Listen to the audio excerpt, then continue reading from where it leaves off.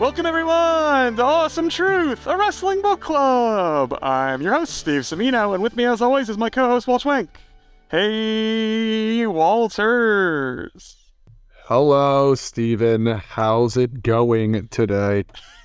My friend, today is going very well. We are back on Awesome Truth. It is a good day. It's a watch-along day. We're watching along with a WrestleMania because it's March. It's Mania season. Mania is here. We're on the road to it.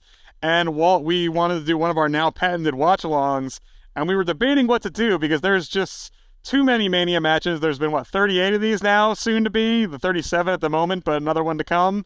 Too many Mania matches, and it was tough to choose one of all of them that's unique and one that also hasn't been done to death by every other podcast in the world. Or by us, I guess. Or it covers people that we've ourselves talked about 600 times. You think it'd be an easy task, and it ends up becoming a very tough ask. Also, too, it has to be long enough for us to justify doing an episode on. It can't be 12 minutes. It can't be Terry Runnels versus the Cat with Val Venus as guest referee. Oh, it can't be that. Can we just change our plan? That's after this match. So if you want to stick around longer, we could get into that too. Right. With right-wing weirdo Val Venus involved. That's great. Do you know he's lost his mind? Have you seen that? Did not know. Yeah, he's bad on the internet. So, shit. Well, great. Well, if he was in this match, I would say we could talk about him, but we're not talking about Val. Save it for the Val Venus episode. Yeah. For his book. Oh God, please no. What we are talking about, though, Walt, is we're talking about a famous match, a match that has been discussed a bunch of times, but one we thought was very appropriate, fun, and sort of a trendsetter, really set the tone for big, extreme matches like this going forward. Of course, it's the Triangle Ladder match at WrestleMania 2000, also known as Mania 16, I believe. Is that right? Yeah, I mean, I think people just call it Mania 2000. But yeah, they should just call Mania 16. That's so stupid. No one knows. It confuses you because the other ones are all numbered, and this one is the year. That's so odd. It does timestamp it for me pretty easily. That's true.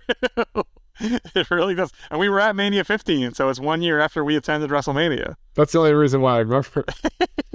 So 15 is undeniable because it was such garbage. Yes, 15 was very, very bad. 16 is better. I'm looking at the card right now, and this is probably the standout from the card. It's Edge and Christian versus the Dudley Boys versus the Hardy Boys. It's a ladder match. Most people, including myself, thought it was a TLC match when we were texting about it. And then I said, oh, wait, no, there's no official tables and chairs involved. It's just ladders. But it went on to spawn the TLC match and a million matches just like it. I mean, for all intents and purposes, this is the, original TLC. Yeah, I have to imagine they use a chair or a table. I haven't seen this match in a very long time, but I can't imagine those aren't used. I guarantee you they use all of those and possibly the Dudleys more. love tables, so that alone, right? Yeah, and the Edge and Christian love chairs. And Jeff Hardy loves jumping through all the above, so... Yeah. So there you go. We're going to watch this match again. It's a big one in history. It's three tag teams that were already a pretty big deal and went on to be huge deals. And we're going to start it right now. It's Mania 2000 / Mania 16, and we're at 57:07. So go to Peacock, hunt through all this, cut through some commercials. You may hit a commercial on this. We apologize. Try and sync up the best you can. Peacock is stupid and annoying, but we're going to get started at 57:07. Are you ready, Walt? I'm ready. All right, here we go. 3, 2, 1, Mania. All right, here we go. Can't hear, or I don't know if you have volume on, but the OG Edge intro. Which is, you think you know me, but then not Walter Bridge, right? Correct. Just regular, I don't even know what you'd call this. Just dumb 90s WWE theme. Jim Johnson, just guitar riffs and weird effects. Well, I don't know when he got Walter Bridge, but luckily it does happen. Probably not. I guess when he becomes a single, I imagine. Yeah, I would say we're a few years away from Walter Bridge. Yeah, look at this. Edge and Christian. I don't know what their sort of thing was at this point, whether they were smart Alex still or what. I imagine that was sort of their thing all along, is they were smart Alex, right? They were the cool flash nerds. photography and I don't know if we're there yet even for the flash photography gimmick. Edge looks good, very tan. Yeah. Not nearly as ripped as he is right now, which is always so modern day Edge is wild looking. Oh yeah, His giant old man body is it's great. You forgot how big he is too. Oh, him and Billy Gunn both now. It's two of the older guys who are still kicking around. You see them up against Finn Balor for Edge's situation. You're like, wow, you are twice Finn's size. Yeah, right. And Edge is considered a small star. He's normal size at this point. Yeah, he was a light heavyweight. Here's Jeff Hardy doing some triple Michaels, going under a whole bunch of ladders. I mean, triple razor, right? Triple razor. Sorry, Michaels did the no. You're right. Yeah. Well, Jeff Hardy should not be going under. That did not bode well for him in the future. So probably not a smart idea. One for each DUI. Not to make light of it, but and here come the Dudleys. It's hard to ignore. It's still wild to me, the Dudleys. I mean, obviously, this sort of match and tone and everything was huge for them. The fact that WWE went in this direction post ECW, but just the fact that Vince liked these guys and pushed them into to such heights is crazy. One of them, maybe the most decorated tag team of all time, them and New Day, right? Or like 1 and 2. And Usos at this point. Yeah, and Usos, that's true. But like just the fact that Dudley boys are in that list. I guess one thing about them is they were never really great singles. Bully Ray's ROH runs notwithstanding. Like they were one of those tag teams that stayed a tag team for most of their career, so. Yeah. And like, I would say though, without these other two acts partnered with the Dudleys, it's like they're just another APA, but because they were able to kind of like go with these like younger, like smaller guys and create this like triad of just like entertainment, it's like that's what made them stand out so much in WWE. And they were willing to get the shit beat at them in the matches like these too, like they had no qualms about tables and like chair, all the accoutrement that goes along with these. The Dudleys were very game, so that probably helped. Right. That ECW background probably helped them a ton in a lot of ways. Oh yeah, I mean like, because they're like considered the muscle of the three, and it's like they're not like that much bigger than any particular. Nor are they very muscly, so. Oh, dip to black. Yep, I think that's commercial. That might have been some Peacock commercial we avoided. So yeah. Our time code is off by 15 frames. You might get a crash before I do. Yeah, the watch along might not be as exactly synced as we'd like it, but blame Peacock for that. Luckily, we're not like precision reaction. Yeah, exactly. We're just more talking about these guys as they have a match. Yeah. So it's just a backdrop to us just bullshitting. Man, Jeff Hardy's run, as a single, it's obviously he had his demons, as they like to call it, and all that, but like watching some of that single, which I was totally checked out for his singles matches almost entirely. Yeah. But watching him after the fact is like, man, they pushed him and the crowd loved him and he had some great moments, and like it's you wonder what could have been there. Like it's a shame that he had to go through all these literal back-breaking matches before he got his sort of run, because he was so dinged up by that and so pilled up that it was never really got to make anything of it. It's a double-edged sword. He would never be considered for the top spot unless he got over with this stuff. Yep, we loved him for killing himself, and then when it was time for him to hopefully be more normal and just be a single, it didn't really come together. Yeah, he was so over though. He was so goddamn over. It's cool. Everyone loved. I mean, a tried and true method for making a single star is choosing one of the tag team guys and then putting him to the top. Like everyone gets so into some of these teams, and when the one guy sort of emerges, people really rally around that guy. They see so much of him up through the years, and it's so cool to see that person usually take a little bit of a turn and make a run. But yeah, it's crazy too, because I was gonna say it's crazy too because you have all of those like mid-90s like highlights of them on Superstars, like just jobbing out to like the Attitude Era guys. Yes, that's a great point. The Hardys really did have that to their advantage. Like they were true rags to riches underdogs the whole way through. Right. So, man, and we should note that like these matches weren't unheard of. Obviously, there'd been a couple Mania. There'd been Michael. I guess Michael's Razor might have been. Is that the only Mania ladder? But we should have done our homework on that one. It might have been the only other Mania ladder match. Because the rematch was at SummerSlam. Obviously, Brett had a couple, but they were never a Mania. So this might have been the second. This certainly is the first Mania ladder match like this. Yeah.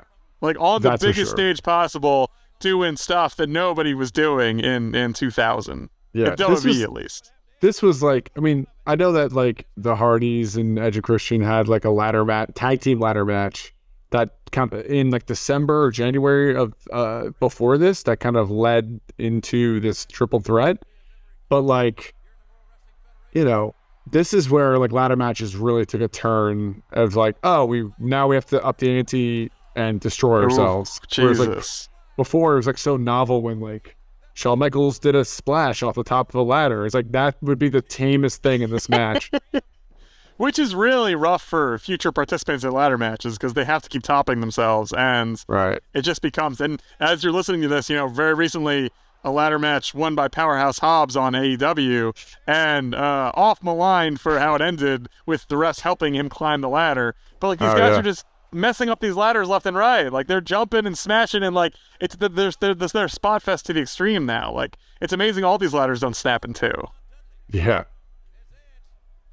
But it's been just like from 2000 to now 2023. It's the ladder match has become just how do you top what has been done before? It's amazing that they even try. I mean, they have to try, but what else is there to do? Now I'm not even fazed by it anymore. Yeah, it's whatever. Like I'm watching this. Like one of the reasons I thought it'd be fun to watch this is to see this. Yeah, and like these things were truly blowing everyone in watching at home and in the arena's minds, and now it's just like, oh, of course, it's a ladder match. Like what else?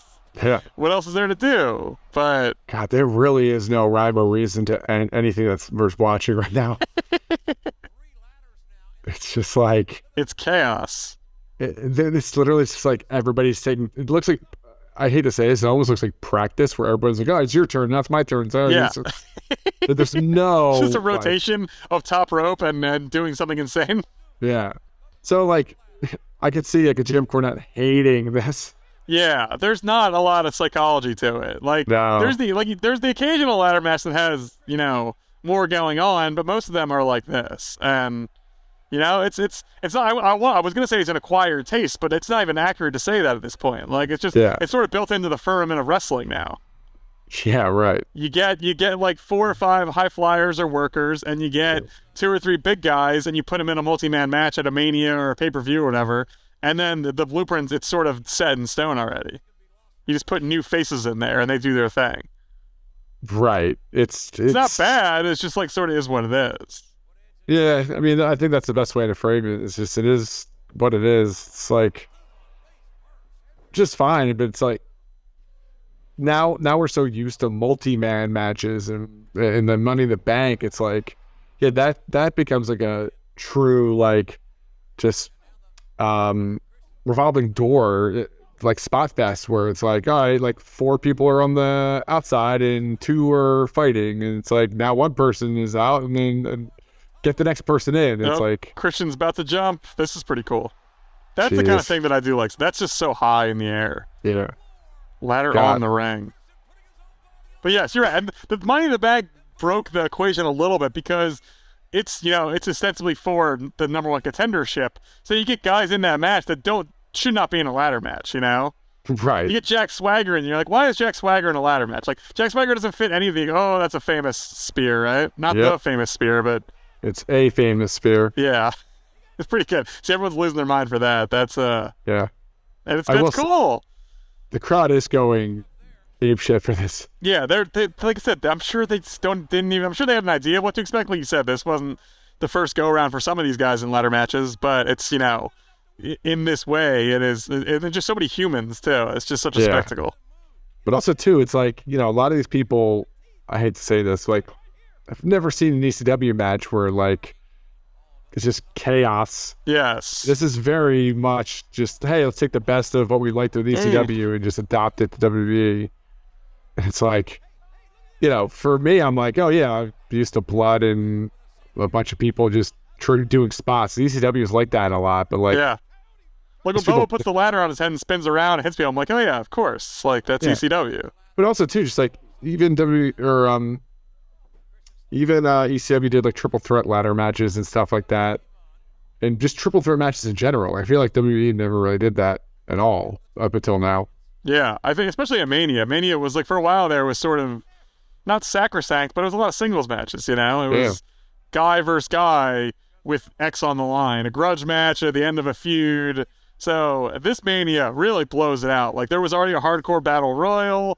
There's the triangle ladder match. There's a 6-person intergender match. There's a 2-fall triple threat match. Like, the fatal 4-way main event. Like, this Mania is nuts. Was it a battle royal, or was it like a beat the clock? It was a beat. They call it a hardcore battle royal, but I think it was like a 24/7 title changes hand 1,000,000 times match, right? Yeah, or something exactly. Like that. Some stupid shit. Oh, Jesus. Bubba RKO. Did he have that name? Was that a Bubba Cutter? Did it have a name? Yeah. Okay, so he did call it the Bubba Cutter.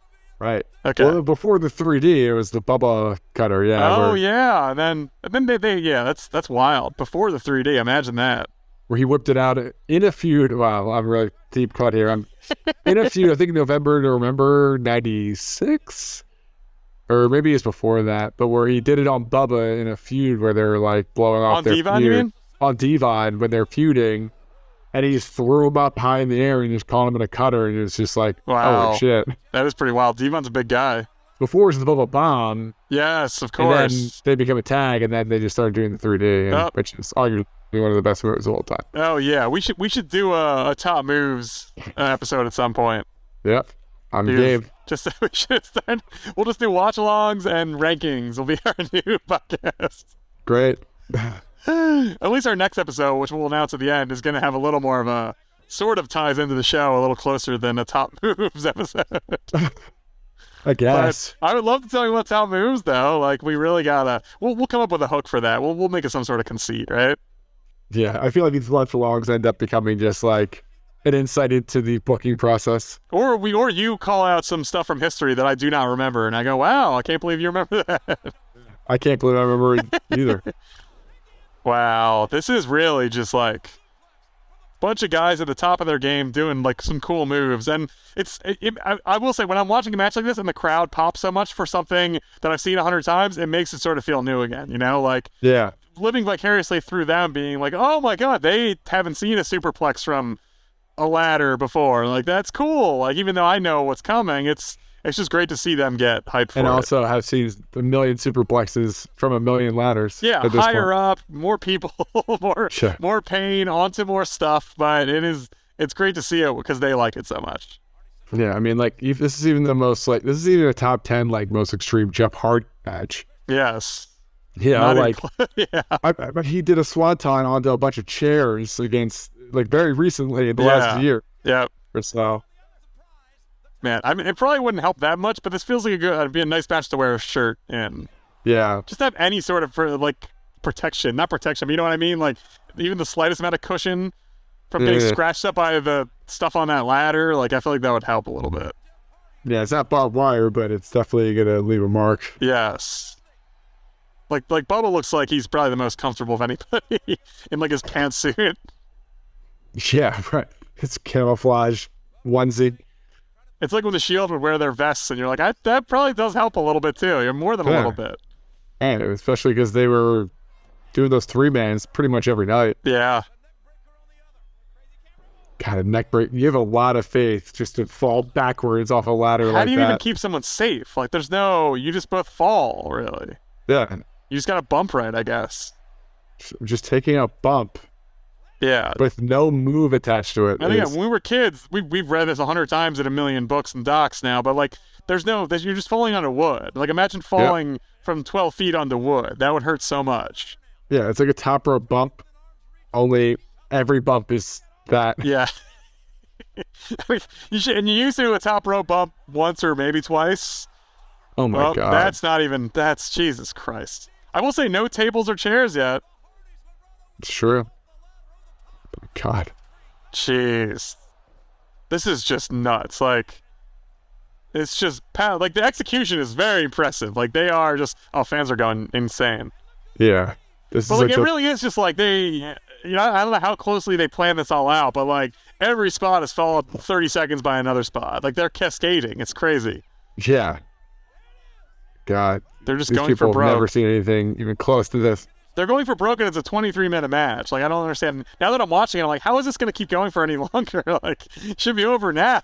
This is it. There's only so much more to do. All right. Are they gonna do a ladder smoosh? The Dudleys Yeah, both have seems ladders. like it. Oh, Christian's in the middle. Oh. Like, that's probably the bump you're happiest to take. It's amazing that most of these people are still wrestling. Yes. Oh, Bubba's with the running 3D. Oh, man. That was great. Fantastic. That was like for the cameras. That was just so telegraphed. Right. God, the Dudleys were great. Oh, now they're getting the tables, aren't they? Yeah. Or no, they're going to do the what's up, right? Oh. Oh, they're getting the table. Sorry. They didn't say, maybe they didn't have get the tables yet as a catchphrase. God, that's a time and a place. I feel like they've been doing that for 50 years. Did the Dudleys make the Hall of Fame yet, or have they retired too recently? I don't think they have made the Hall of Fame yet, right? They haven't? I don't think so. Let's look them up. I mean, they're going to. Again, they're one of the beloved, decorated tag team. I don't think Bubba has beef, even though he was one of the competitors for many years. They're in the TNA Hall of Fame, Walt. Oh, wow. Oh, they're in the WWE Hall of Fame. Never mind. That's what I thought. I thought they were, I mean, I lose track. Yeah, in 2018. I missed that somehow. Okay, that's good. It's hard to tell. There's no rhyme or reason to this. So they've been in for 5 years. Yeah, well, this shit is so weird. There was random people make it in year after year. Like, I really can't tell. And like you said, I wasn't sure if he was sort of, if Vince had any issue with Bubba having like a very distinct second career, you know? Yeah, I mean, at this point, TNA is such a blip on the radar for them. Yeah, Vince probably doesn't even remember that he worked there. So. Yeah. Oh, you have a podcast. Okay, wow, how's that going? What are they? I don't remember this at all. I remember this. What did they fight on top of that ladder? At some on top point. of that table? Yeah. Wow. I don't How know is what that going to they hold? think. That's wild. What's the methodology with this? Yeah, do they walk us because they're fat? Is that why they need the help? Less stable. Yeah, I guess. It looks terrifying. That's like a mini scaffold. Yeah. Yeah, we need a few refs to hold that one down. Yeah. Seriously. Yeah.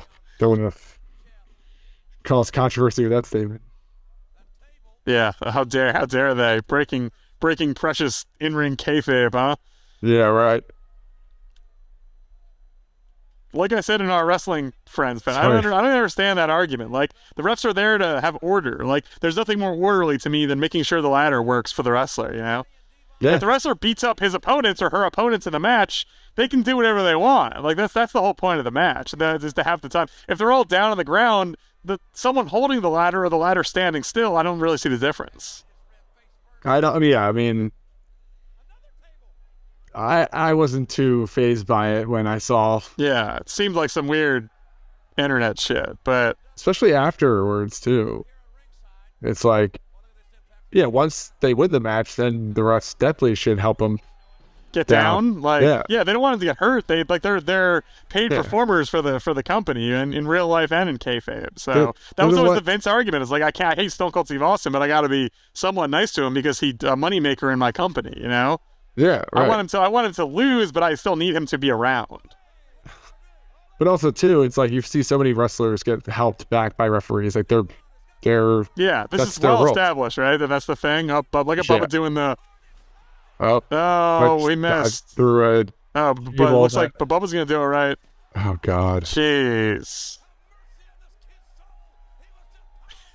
JR, have mercy on his kid's soul. God, do you remember Bubba's like gimmick around this time was he would just powerbomb all exclusively women through? Yes, well that's why he eventually powerbombed Dixie Carter, right? The same sort of idea. You'd have to tell me. I think the one TNA. I remember that was like a big deal that Dixie took a big bump, and I think it was just because Bubba has a track record of that was like sort of his thing for a while is beating up very small women. Right, like Mae Young and Didn't Mae Young tell him to lay it in? Wasn't that one of the stories that came out? Like Mae Young was like, they were like, Mae, well, you won't feel a thing. And she's like, no, I want, like, it's fine. Yeah. Do the wrestling move to me. True professional. She really is. She hasn't been canceled yet, has she? I don't know. I think she's super dead. Yeah, Mool was bad, but I think Mae Young is in. Well, they're both deceased, right? Yeah, I believe so. Okay. Mae Young, I think, was a nice, weird old lady. Okay. Yeah. She's in wrestling, so. Mae Young's super dead. Obvious. Yeah, Mae Young died 9 years ago. Okay. No retroactive troublemaking that I'm aware of, so. Right. No Dark Side episode in process? Not that we can ask our friend of the show, but not that I'm aware of, at least. Yeah. Bubba's got the Jesus. big ladder now. Damn, this just keeps going. Like, it's literally 10 minutes of breakneck spots, and now they're slowing down a tad for a little more theatrics. But there's just always more and more. Wonder what this match got in like the Meltzer scale. He had to be a fan of it for like being pioneering, right? Even though he didn't know it was pioneering at the time. Like, he had to at least say like, "Whoa, that was wild and tumultuous." Maybe. And I hope so. Let's look it up. Let me see if I can get a read on it. Let's look at match of the night if it happened tomorrow. Yes, it really would. Well, I mean, it's all relative, right? I mean, it's no New Japan like 8-star match. No, but it's just completely different. Who is this? John Powell. Is this all John Powell's review? Someone on Wikipedia says that it was.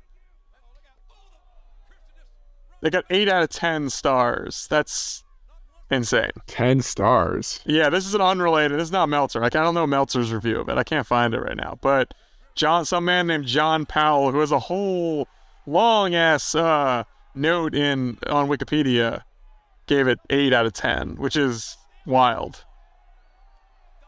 Again, you couldn't watch. You don't watch this and know like this is gonna set the tone for hundreds of matches to come. But at the same time, like 8 out of 10 is like, yeah, it's pretty good, I guess. Like a B, how do you watch this and give it a B? I'd rather you give it a 0 and say this is just not wrestling. I'd respect that more than giving it an 8 out of 10. Wow. There's so many iconic That's visuals. one time, like, I mean, I know that's the point of the move, but like it's so bad because he barely touches the guy. Shit. His butt like grazes you and then he falls on himself. Yeah.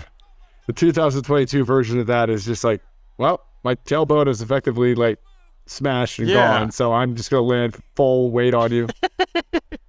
Him and Hogan both have smash the shit tailbones. Oh, I'm sure Jeff Hardy's like S1 and L5 or vertebrae are just like stuck. Like, look, he's like his top of his back touches you. Yeah. Barely grazes him, and he just lands all tailbone. Yep. Guess there's a little give, but a little bit. It looks bad. Yeah. Devon's having the best go of it so far. I feel like he's taking the least bumps. He just his biggest bump was diving through a table with no one there, which is actually probably not bad. Pretty reasonable. Yeah. All things considered, it's probably walking away from that one unfazed. It is wild that all these guys had pretty lengthy careers given what they did to themselves in matches like these, Like, I know it wasn't every night like this, but, Edge obviously going to take a huge amount of time. I know Christian missed some time, but, like, Matt has been relatively healthy. Jeff has been healthy, although, has his own issues. And the Dudleys were around forever. So they've given, even the ones that were lost to injury, that lost a bunch of time, they all had pretty decent careers, notwithstanding. And Edge and Christian are still going, with big breaks in between. Hell, Matt Hardy's technically still going, even though the less said about Matt Hardy's current career, the better. Is he under contract still? Matt Hardy? Yeah. I think so. I think he's having real shitty AEW matches with no real reason to exist. What's the point? I have no idea. That's the belts. Oh, damn. Was that Jeff again? No, it's Matt. Okay, well, that's good at least. Is this it? This has got to be it, right? The pod of awesomeness prevails. Damn, so the table thing helps. That was great. God, they look so shaky on there. Yeah, that looks terrifying. They should get off there. That table could just crack any second. Oh, man. That's a great little last spot, too, throwing Matt off at the last second. Yeah. That's a fun idea. Why is Bubba up and, like, shaking? Like, he should be dead. Yeah, he got finishing moved through a table from the highest ladder known to man. Yeah, Jeff is still down. Yeah. Jeff's probably still down because that probably hurt very, very much. So. I feel like Edge and Christian end up winning 90% of these matches. Yeah, I mean, I'm sure Vince knew at that point, like, these are our guys. Like, as good as the Hardys were for a while there, I'm sure he still thought of them as, like, jobber supreme. Like, you move to the top of the charts, but, like, you're here to take big bumps and lose to our hot young guys. I know the Also, Dudleys are there, just like you said, to be the oafs. yeah. Also, too, like, like GoPro the year 2000 in the belt cam. Yeah, go. It's a nice touch. Not even really in the belt cam, like slightly off to the side of the belt cam, like Shit. near the belt cam, pretty much.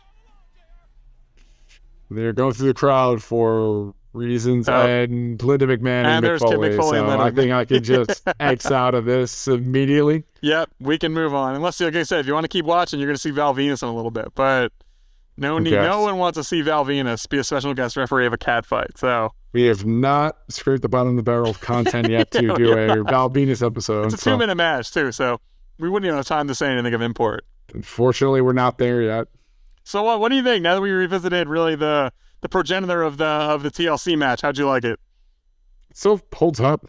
Yeah, honestly. given this is so long, 23 years ago is like a lifetime in wrestling terms. And, if you watch a good wrestling match, grappling, whatever, those stand up because those are sort of general and time tested. But something like this really feels like it should be outdated. Like, if we popped on a random ladder match in between this and now, I feel like we might be a little let down. But this one really feels like it deserves to be the start of something. Yeah, plus WrestleMania, so it's like the footage in this match is using trailers and promos and bumpers for the end of time. Yep. And it set the tone, and it really did. Like, if so much of this mattered later on, like we said, these guys all went on to be Hall of Famers with great careers, and some of them are still going today. And it's fun to watch a Mania match that really sort of, like, you look at the rest of this card, like the first match is Big Boss Man and Bull Buchanan versus Godfather and D'Lo. Like, the match before this is Test and Albert versus Al Snow and Steve Blackman. Like, this is, after all those matches, it must have been wild to get to this and be like, oh, Jesus. You can see the stink lines coming off, emanating from the wrestlers as you're watching those matches. That's right. And then this treat appears. Well, it's great. Great match. Loved it. Hopefully this year's Mania is as intriguing. Well, it's a few weeks away. We did this a little earlier than the actual oncoming of Mania because next week is our next episode. 2 weeks from now is our 150th episode. It's a big one. Yeah, and for that we are bringing the treats. We are bringing the treats. We're talking wrestling themes, right, Walt? Yes. We're doing our top themes. I think you and I have had some conversation on how we're going to present this. I think we still need to finalize that. But I know at the very least we're going to go through themes and we're gonna pick our favorites of all time. We're going to talk about how they built the characters they were tied to, what big moments they sort of came up in that made them so special. Like, we're really going to get into it and chat all about themes, which is one of honestly my favorite. Now that I'm an adult and can say this, like, one of my favorite parts of wrestling is the themes. If you watch this match and we're really longing for Walter Bridge and Edge's current theme, then you'll probably want to listen to the next episode. There's definitely going to be some Walter Bridge conversation, without a doubt. Yeah, I mean, that was my visceral response hearing the old Edge theme. So join us in 2 weeks, 150th episode, talking themes, and then, of course, WrestleMania is right around the corner. So we'll talk a little bit about Mania probably at that point. But this has been our Mania watch-along, so hope you're excited. Hop on Peacock, watch a bunch more Manias, and then we'll have Roman versus Cody in the next couple weeks. So that will be wild, and hopefully it'll be a Mania on par with this one. Probably not, but we'll see. At the very least, that main should top the Triple H, Rock, Foley, Big Show 4-way. So yeah, it's a small bar, but... or short bar. It's a bar. Short bar, small bar, all the bars. Easily leapable and surpassable no matter, for sure. Yeah. But for now, if you want more on Edge, Christian, the Dudleys, the Hardys, most of them have all been talked about in our archives. You can find them at awesometruth.libsyn.com. You can subscribe to us on Apple Podcasts, Spotify, Stitcher, everywhere podcasts are delivered to get all of our new episodes. And you can follow us on social media, Twitter and Instagram at awesometruthpod. Well, great to watch Mania with you. Great to enjoy this fun match. Great to do a show where we unquestionably enjoy the content we're consuming. Yeah, I love watch-alongs. I love watching old fun shit, and then I like to watch good wrestling, as I think you do too. Yeah, in this case, it was a good match. Pretty iconic, I'd say. Extremely iconic. Hope you all had a great time watching as well. Thanks for listening, and remember, the truth will set you free.